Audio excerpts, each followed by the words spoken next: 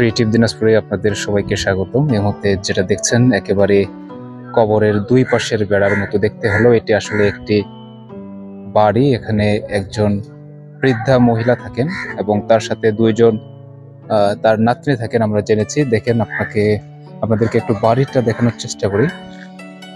বাড়ির যে বাহির সাইড, এই হলো বাড়িটার বাহিরের সাইড। একটু দূর থেকে দেখানোর চেষ্টা করি। এটা মনে হচ্ছে যে একটা কবরের মতো যে জায়গাটা থাকে, একটা কবরের মতো যে জায়গা থাকে, সেই কবরের মতো একটা স্থান। কয়েকটা টিন দিয়ে দেখানোর চেষ্টা করতেছি। আবারও জাস্ট এই যে টিন দিয়ে এই বাড়িটা নির্মাণ করছে, মানে দুইটা টিন নির্মাণ বলতে কি, আসলে এখানে জাস্ট টিন গুলো দাঁড় করে দিয়েছে, একটা বাঁশের সঙ্গে বেঁধে দিয়েছে, ভিতরে কিছু কাপড় প্লাস্টিক এভাবে জড়িয়ে দিয়েছেন। এই যে দেখেন, রশি বলতেও কোনো কিছু নাই, একেবারে কাপড়ের যে দড়ির বিকল্প হিসেবে এই কাপড় ব্যবহার করছেন। আমরা ভিতরে কে আছে তার সাথে একটু কথা বলতে চেষ্টা করব। আসসালামু আলাইকুম। এই বাসায় থাকেন আপনি?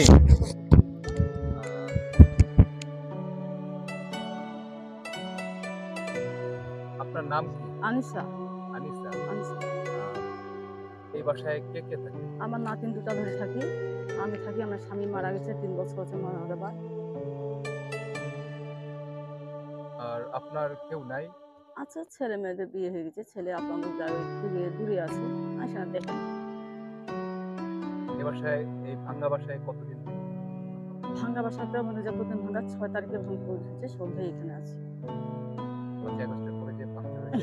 হ্যাঁ, সন্ধ্যে আছি। হ্যাঁ, আমার নাতিন থেকে আমি থাকি। হ্যাঁ, এখানে ঘুমাই। এখানে তো আসলে একজনের জায়গাও কষ্ট। হ্যাঁ, এদিকে আপনারা তিন থাকি, ঘুমাই থাকি এখানে, কষ্ট করে থাকি। ঝড় বৃষ্টি আসলে মাসি বাড়ি যায় লুকাই, পানি ছেড়ে যায়, স্বামী এখানে আসি আর মাথা ছোঁয়া থাকি এখানে।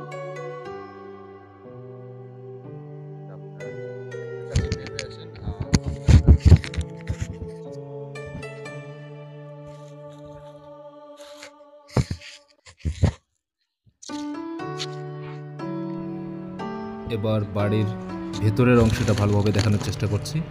একটা বিছানার চাদর রয়েছে, কিছু কাপড় চোপড় রয়েছে, দুই পাশে প্লাস্টিকের বেড়া দেওয়া রয়েছে, তারপরেই কিন্তু ভাঙা টিনগুলো রয়েছে। আপনারা দেখছেন এইটুক জায়গার মধ্যে তিনি এবং তার দুই নাতনির সহকারে এখানে থাকেন। রোদ ঝড় বৃষ্টি যেটাই হোক না কেন, তাকে এই বাসাতেই থাকতে হয়। আপনাদেরকে আবারও বাইরের সাইডটা দেখানোর চেষ্টা করছি। এই বাড়িটি বানানোর জন্য তার কপালে একটু মজবুত রশিও জুটেনি। আপনারা দেখছেন পুরাতন কাপড়ের টুকরো দিয়ে সে এই বাড়িটি বেঁধে রেখেছেন। আবারও চারপাশটা একটু দেখানোর চেষ্টা করছি। এইটুক জায়গার মধ্যে তিনি যে থাকছেন, মানবত জীবনযাপন করছেন। আপনারা যারা বিভিন্ন স্বেচ্ছাসেবী সংগঠন আছেন এবং যারা মানুষের জন্য এগিয়ে আসেন, তারা অবশ্যই এগিয়ে আসবেন। আপনাদের একটু সাহায্য সহযোগিতা পেলে হয়তো আবারও তিনি নতুন করে বাঁচার আলোর পথটা খুঁজে পাবেন। তাই সকলের কাছে অনুরোধ তাকে সাহায্য করার জন্য। ধন্যবাদ ক্রিয়েটিভ দিনাজপুরের সাথে থাকার জন্য। এটি অবশ্যই বেশি বেশি করে শেয়ার করবেন।